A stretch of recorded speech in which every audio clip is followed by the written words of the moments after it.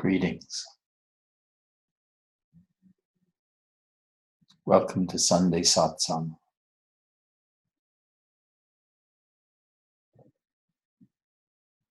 I love you with all my heart and I welcome you with all my heart. You are my spiritual family. And I'm part of your spiritual family.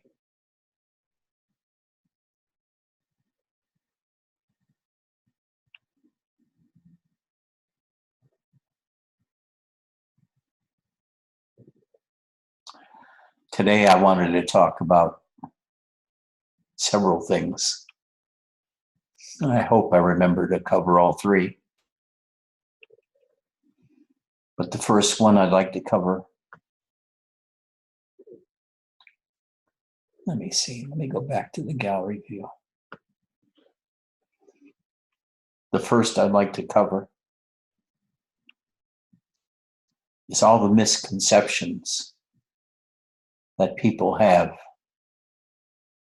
about how enlightened beings act and are. It's a pet peeve of all teachers that I know of, that students that come to them have all kinds of ideas about what an enlightened teacher would look like, how he or she would behave, how he or she would smell, what he or she would eat and not eat, and all other kinds of criticisms of their behaviors. Let me tell you, having lived with 7 different Zen masters, with Dhyan Yogi,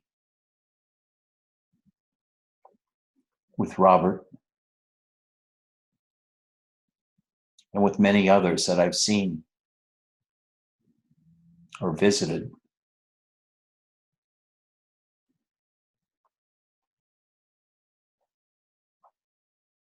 you can't tell a book by the cover.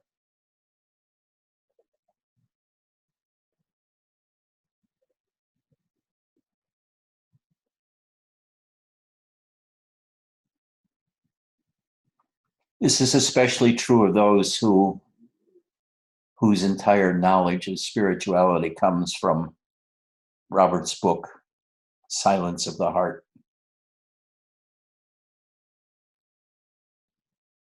They seem to think that Robert came out of samadhi 3 times a day to eat flowers and nettle soup.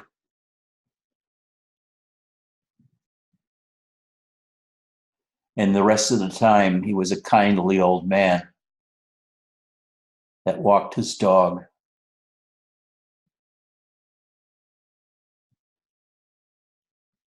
and just laughed a lot at the antics of his students. And that he only shit flowers, if he shit at all.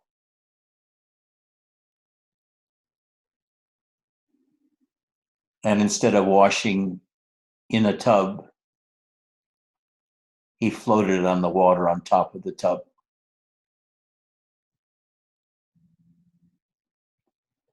So when these students hear that Robert liked having close relationships with his women students, they either get horrified and say, "Oh no," or they deny it. They say, "You're the abuser," by besmearing his name. My sole intent was to say that Robert was also a man. He often acted like a man. He played games with his students. He lied a lot for whatever reason. He was very secretive about his past. And he ate vegan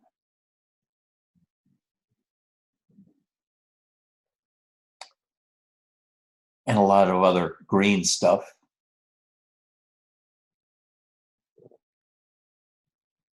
But he just wore t-shirts and sweatpants with white socks and running shoes. He never varied from that look, which happened to be a look I shared. And because of it, I never got out of it.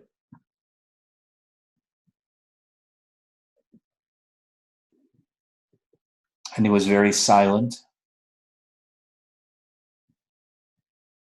Sometimes you could barely hear him when he talked, and no one noticed him. Now, some would say that's ideal guru behavior. And others would say the ideal guru is more like Osho.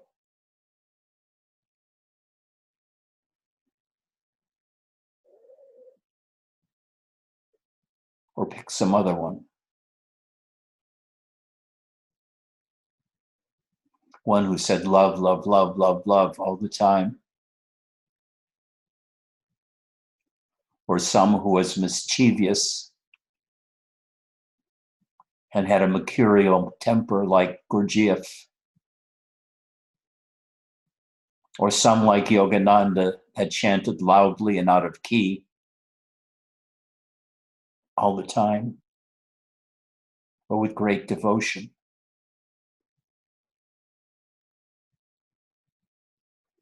Almost all of the teachers I knew had very little remarkable qualities about themselves. If you met them on the street, you would never have the idea that they were a big-time guru.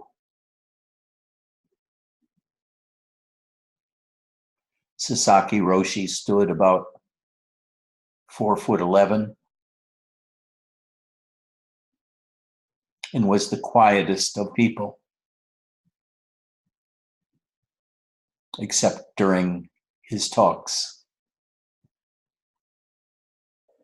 And he ran the ashram, the centers, with an iron hand in the background, with extraordinary amounts of discipline.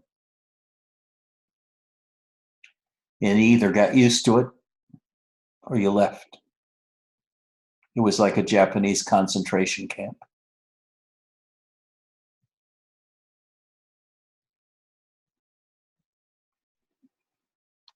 Maizumi Roshi drank himself to death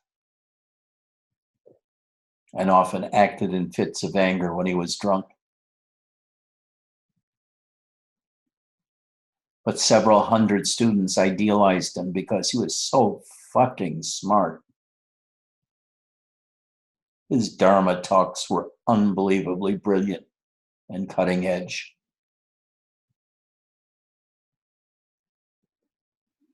And he used marketing to great effect by building one of the largest centers in the United States back in the 70s.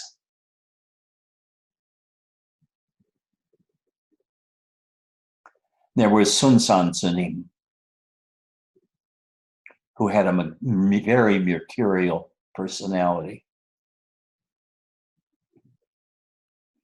When he was on the phone with somebody in Korea or somebody at the ashram in Providence, Rhode Island, he would often be yelling at the top of his lungs, screaming, yelling, turning bright red. Maybe somebody had tried to take a major donor away from him.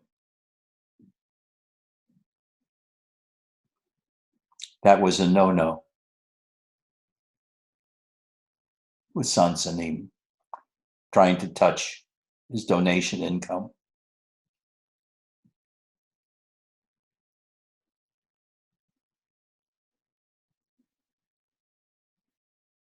Even Angela says to me, sometimes I doubt whether you're enlightened because you tease me so terribly, or you insult me. You're a terrible person sometimes, Ed. But I love you anyway, but I doubt you because you don't act like a guru.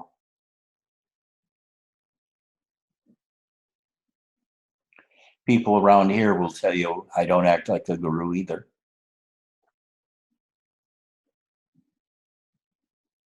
I take a shower once a week, maybe every 5 days.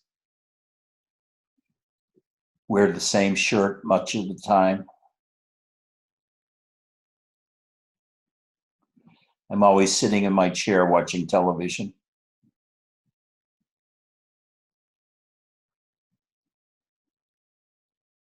I'm utterly lazy. So you don't watch cosmic shows? What? I'm asking whether you don't watch cosmic shows. Yeah, I think I watch cosmic shows like John Wick 1, 2, and 3. Like FBI, only because Karima wants to watch that. I love watching war movies. I love teasing people. I don't mind criticizing people when they get on my nerves, like Max or Michael. Max much more than Michael or Karima. When she yells at me that I'm not being sensitive enough to her feelings.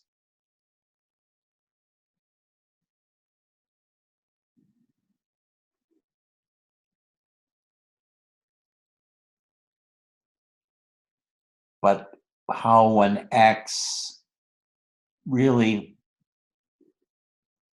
isn't a measure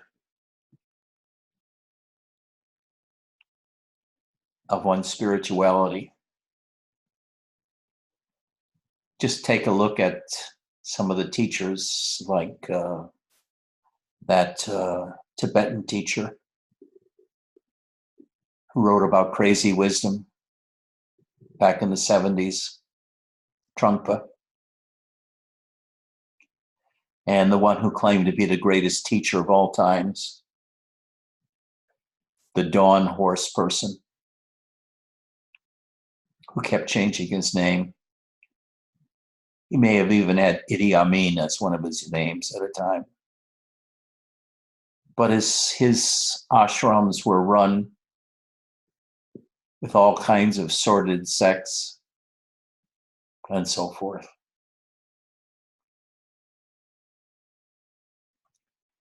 Some people say some of these teachers get carried away with their own excesses.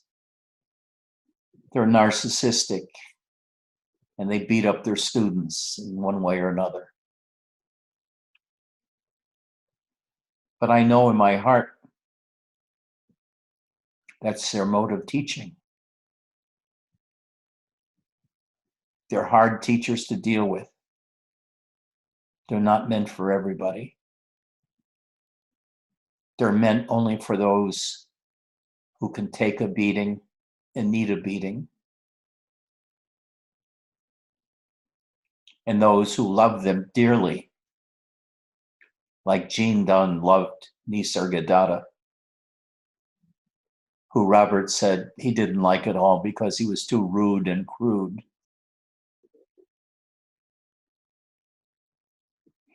If you see videos of Nisargadatta, he can't stop moving and smoking. It was like a chimney. And people say, how impure is that? They were smoking and ruining his lungs, ruining his health. What they do, and so many spiritual people do, is equate moral behavior and healthy, clean behavior with spirituality.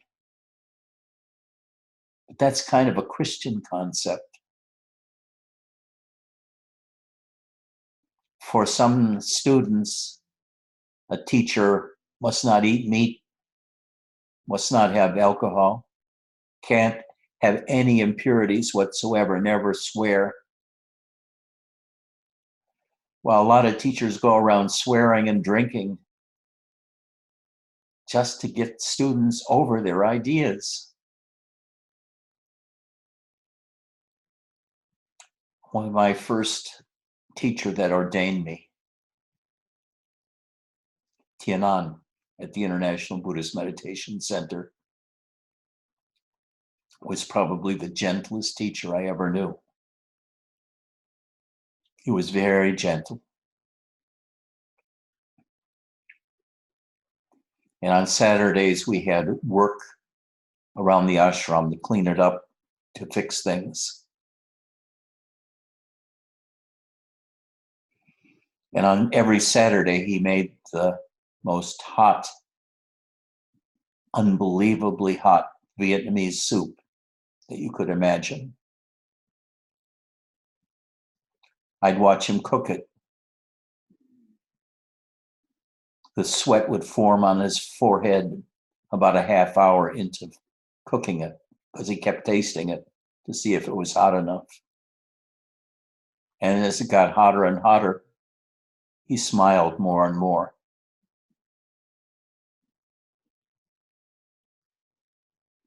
And when the students finally drank it at a communal lunch we had together, there was so much sneezing and coughing and huffing and puffing that you couldn't imagine. Eyes would water, faces would turn red, people would choke. Then once in a great while, very rarely, but once in a while, he'd throw a chicken in the pot on the weekend and laugh when people discovered there was meat in their soup. He would just chuckle while they all went berserk about how the chicken got in their soup. And he put it there so that he would elicit such a reaction and more or less just chuckle, letting you know it's no big deal. Why do you make such a big deal of finding a piece of chicken in your soup? Are you so pure? Are you that pure? Are you like the princess that feels pee through 20 mattresses? That you can't have any impurity whatsoever?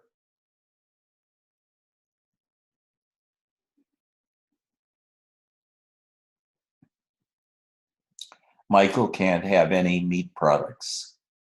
He hates cheese. He won't eat meat. He won't eat dairy, but he has one exception: ice cream. He allows himself to be impure once a week with ice cream. Max, on the other hand, has no limits whatsoever. He has no limits on his behavior, no concept of impurity. Everything is okay with him. Dope, but it has to be perfect dope.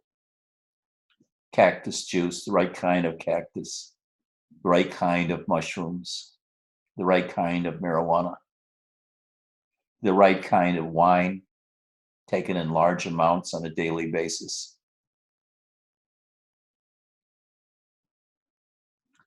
And that, in that sense, he's quite wise not to limit himself in his experiences by thinking they're impure.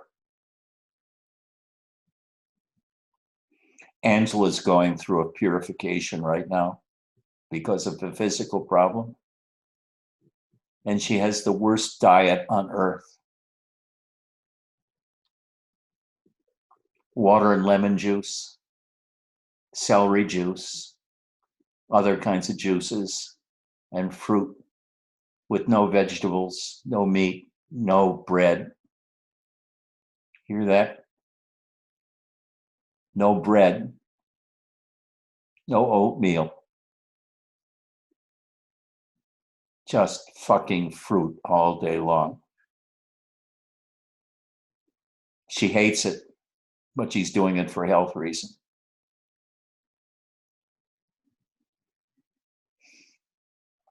My point is, spirituality has nothing to do really with what we do with our bodies, how we treat our bodies.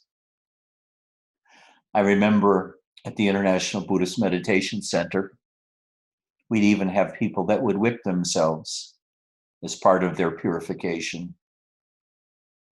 Others, like Satam, a Korean monk, lived outside in the elements with just a canvas flap over his head extending from the house.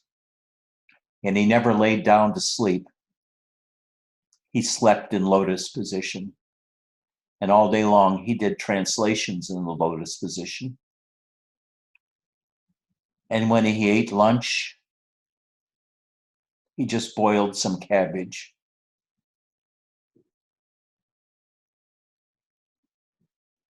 And he translated from the Chinese or Korean and Sanskrit into English and many other ways.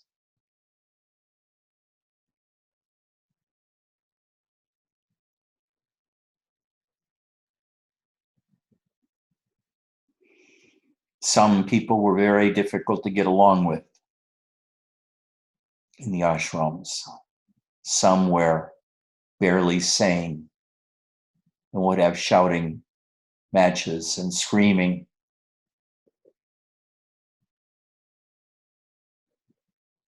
For a long time, they'd be allowed to be in the ashram just so you learn to tolerate very abnormal behaviors. But like I said, it was often difficult to tell the teachers from the students, except that they tended to be older.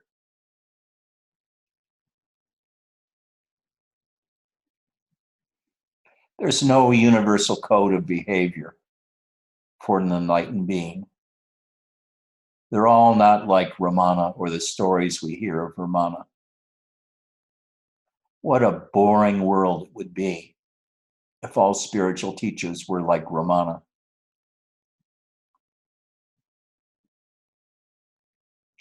I like teachers with some spice. Chaitananda told me when I was there with bringing some students, I'd visit him in Malibu. And he said he's never studied with a teacher that didn't have sex either with men or women. None of them were celibate, even those who claimed to be celibate. Many of them lied to portray themselves as being holy because that's the ideas that students had. And they felt locked into the ideals of their students. Otherwise, they'd be criticized constantly because they did X or Y or Z, or they had brandy, or they had Coca-Cola, or something like that that was impure.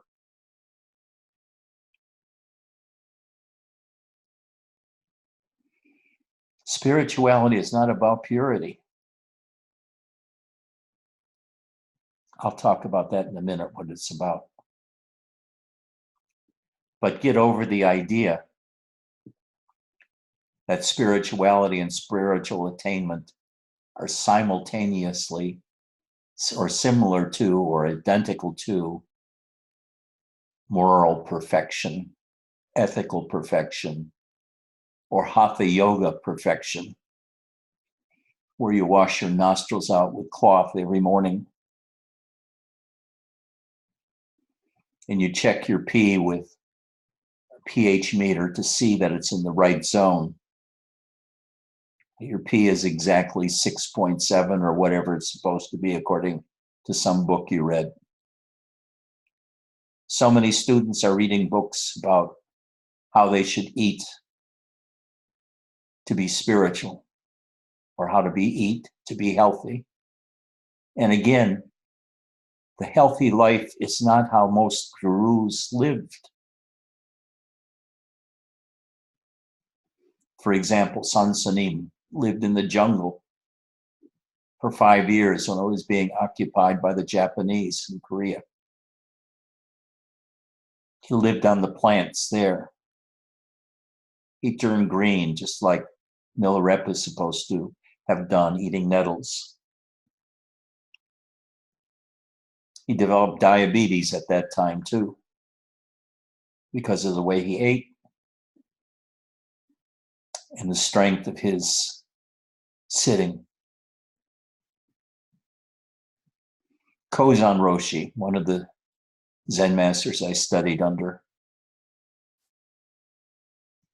broke all the rules. He says, you think a Zen master shouldn't kill? And as an ant was walking by, he crushed it with his thumb in front of us all.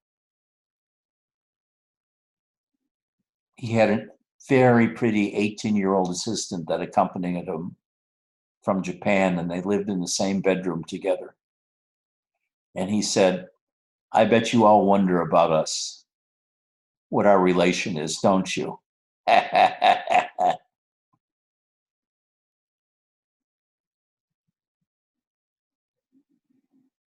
That great Shaktipat yogi, Dhyan yogi, also had a young female assistant who went with him wherever he went, who's now runs the organization that he left behind. Muktananda had Chidvilasananda and Nityananda with him all the time.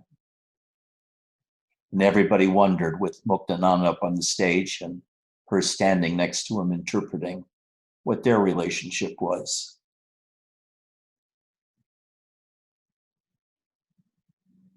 There's nothing about purity in spirituality. There's no way to be as a spiritual person. You can smoke, you can drink, you can eat meat, or do none of those. And it's not going to make one bit of difference to your spiritual attainment. But it's something we can do easily, which is to control behaviors, the way we eat, what we take into our body, how much exercise we have, check our urine pH levels, see if there are any parasites in our feces, and just think all day long about our fucking health and what makes us live an extra day longer.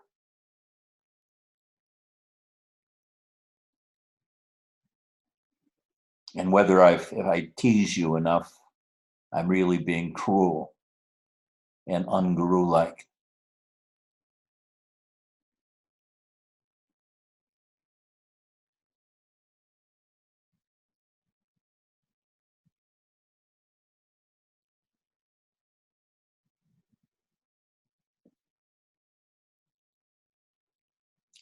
I'm kind of indifferent to everything. I like sitting in my chair and watching the news. I like watching the news so I get outraged by what Trump is doing next. And outraged when Michael's trying to teach me the truth about the deep state and what's really going on in the world. That Putin's really a nice guy. Yeah. and how the deep state and certain groups within the deep state have been running our country for 100 years, fucking us up, and telling me that Rachel Maddow is the worst human being that ever lived because she's lying to us. You know, the shit I put up with living as a teacher. I'll write a book about it someday. Stevie laughs. Spencer smiles. VJ asks whether I read cosmic books or movies. Angela just smiles because I talk about her.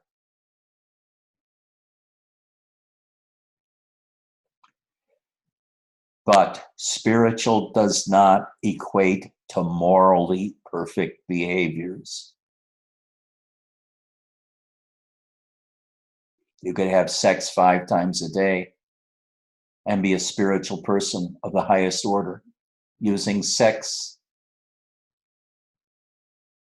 to create love or energy states in another person.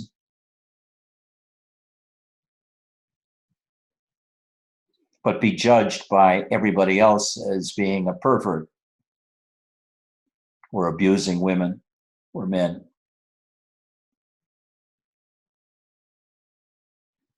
Like Adida was.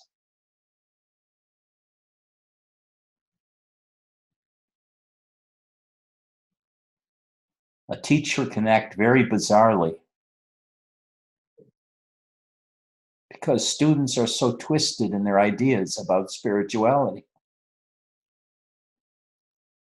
They come filled with ideas about what a spiritual person is like and what spirituality is like, and one wonders why they bother to find a teacher just so that the teacher can reinforce the understanding they already have, rather than to move them out of that understanding into freedom.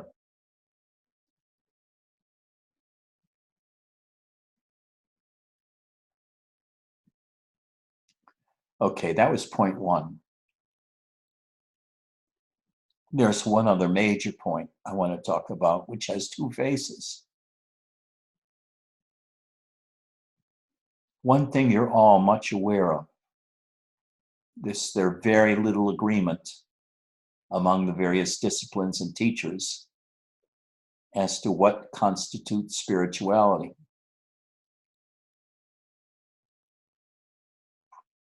Some talk about it just as being, or just as recognizing that you don't exist. There's no you there anywhere. No separate self, so to speak, or no self. This is the Advaita way. It's actually quite complicated. All the different levels of self that Nityananda's or Nisargadatta's teacher talked about in his book.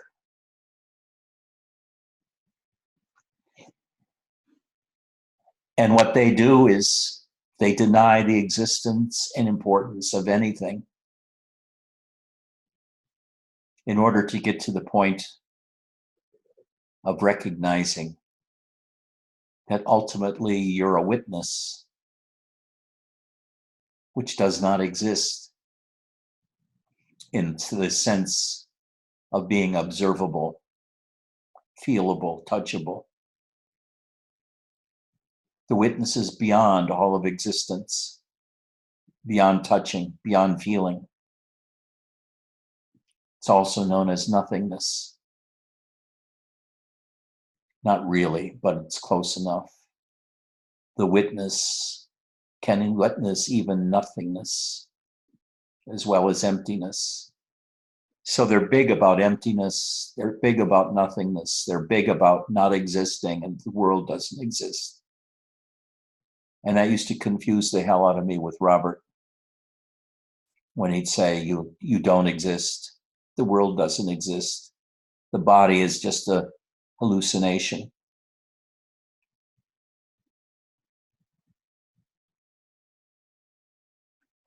But there's another branch of spirituality, which is just the opposite. Instead of denying everything and getting rid of everything,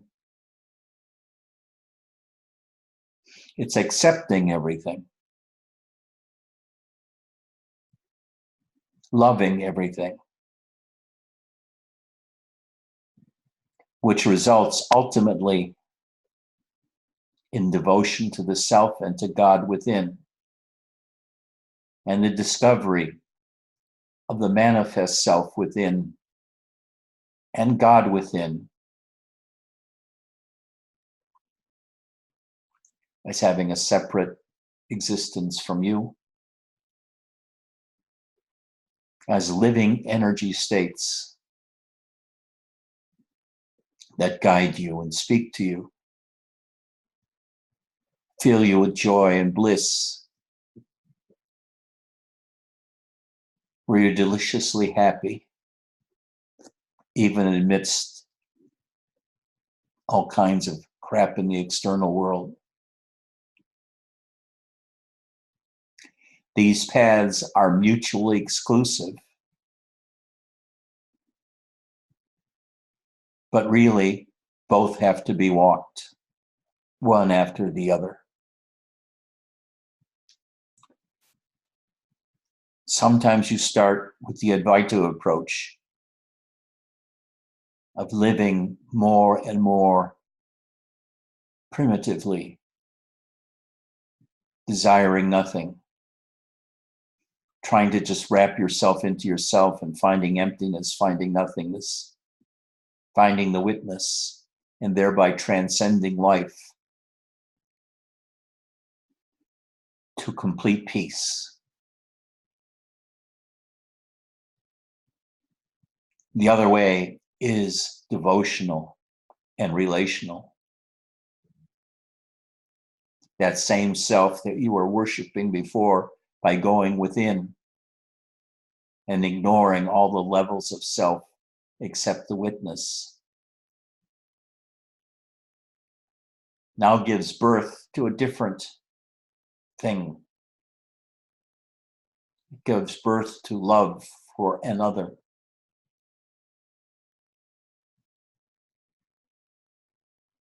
Love for a cat, love for another person. It comes out of the emptiness and fills the emptiness with devotion. Devotion begets energies within. You feel the beginnings of energy around your heart or in your forehead and the third eye, or maybe some other area of your body. The energies grow. They become your friend. And soon you develop the second energetic body within your physical body and around your physical body, like a cocoon.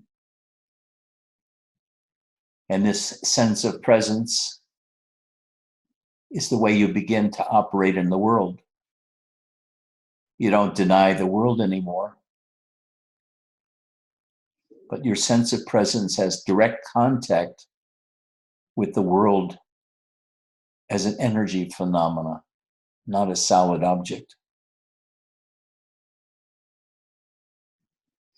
Your heart can feel the heart of another. Your chest can feel the life force in a tree. Your hands can pet a cat and feel such deep love from the sensation she brings. A cat or a dog can gently lick you,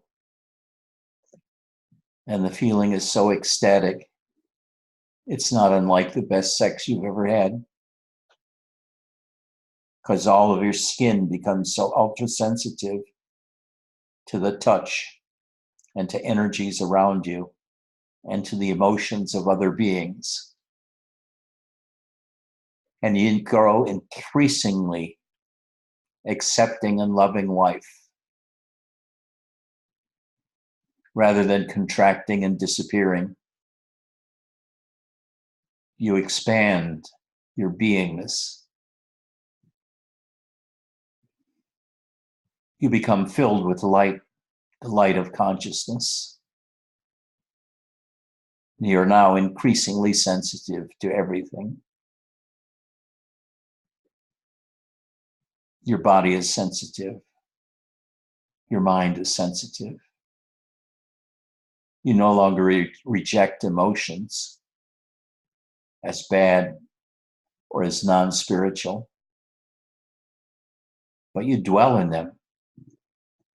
You swim in them, learning how to be with your emotions, learning how emotions are related to the energy,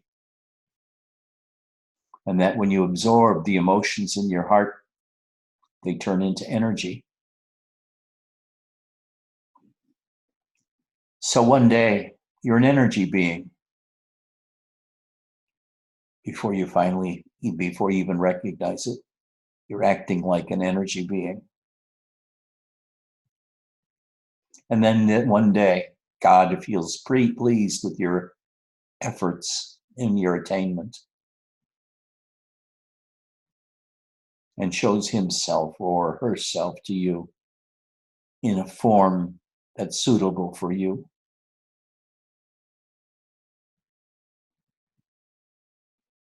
For me, it was like an atom bomb of light and power going off in me.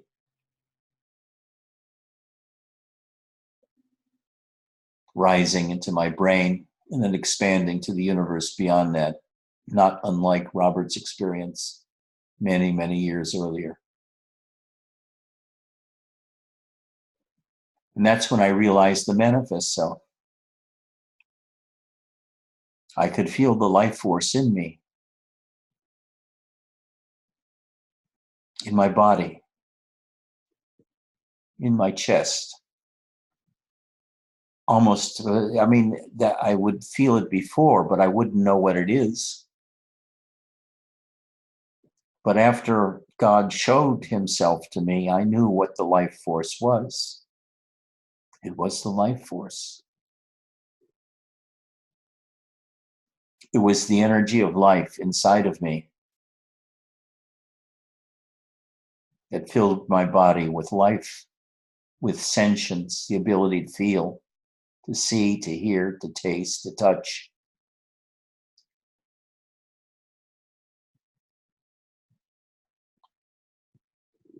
And both paths you have to travel.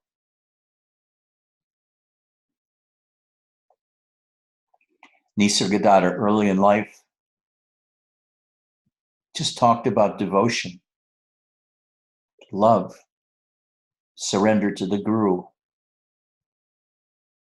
mantras, and divine energies, and how you have to learn to balance divine energies, the energies of the universe.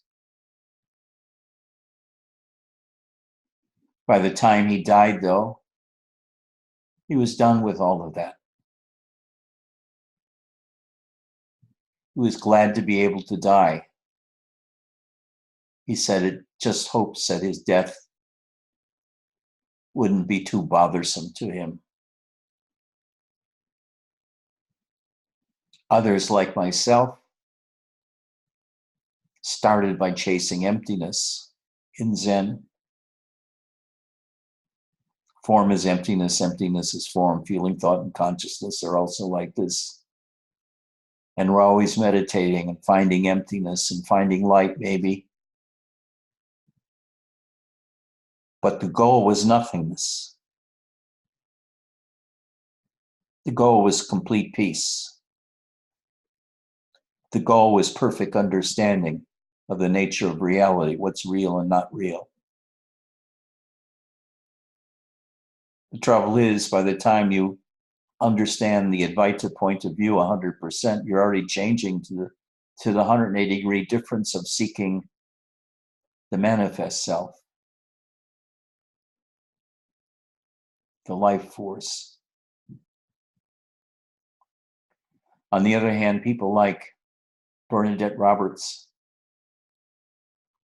from a rather young age, like 18,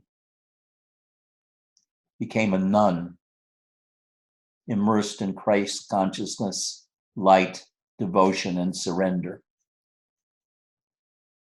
She dwelled there for a decade or more, and then gradually began to lose all of that. She thought it was the worst catastrophe that could ever happen to anyone. She lost touch with God. She lost touch with her own life force.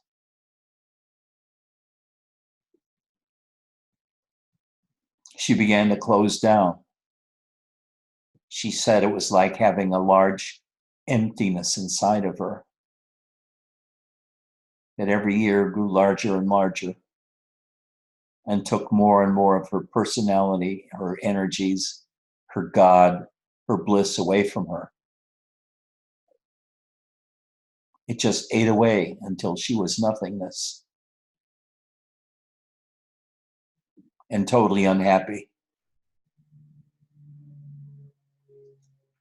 The emptiness had taken everything from her that she had valued. Her relationship with Christ,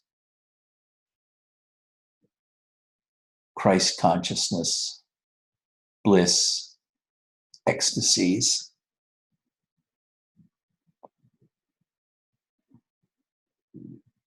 And at the end, she was as dry as Nisargadatta or Robert.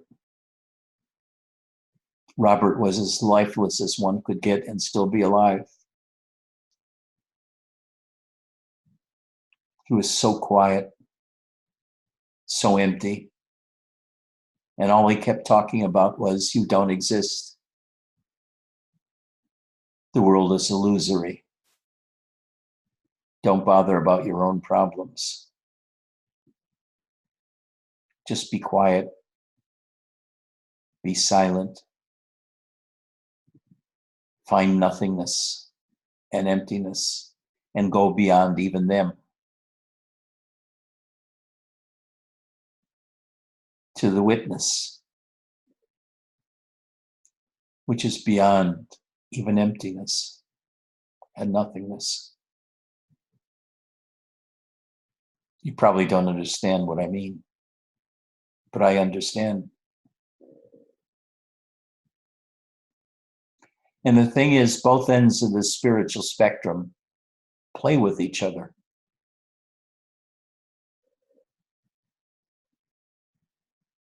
The more you go into Advaita and deeper into Advaita, the more distance you get from life.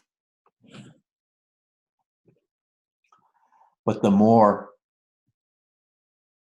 you feel the urge to rebound back into life. And when you do go back into life, it's like on a rocket ship back into it. And the deeper you go into life, into sensations, the more sense the Advaita point of view of emptiness means, because you can experience both simultaneously or one after another. Emptiness, complete emptiness, the witness consciousness, and then the self, the manifest self, the energies of the self. All the more powerfully and completely, with complete understanding. And you know these things to be so true because you've lived them for 50 or 60 years. It's taken your whole life to live both paths.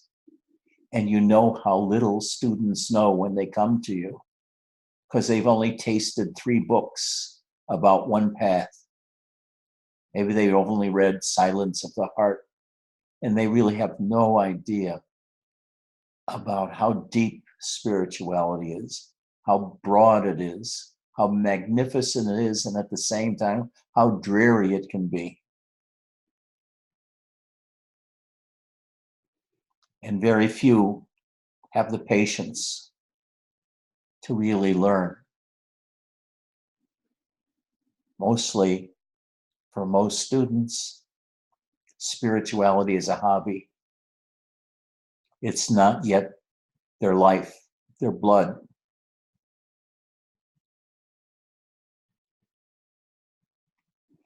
Spirituality is Angela's life, Shane's life, Ralph's life, Jay's life, Stevie's life.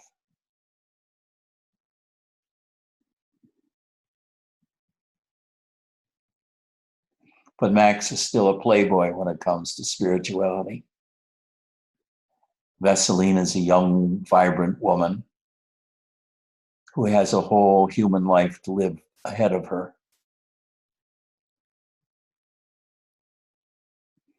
VJ just wants energies and bliss. Who gives a shit about wisdom, right, VJ? You want to return to life. You want to feel. He's on the feeling route now, the energy route. He's escaped the deadness of the intellect. You're going to have to excuse me for a minute. I have to go to the bathroom. I'll be right back.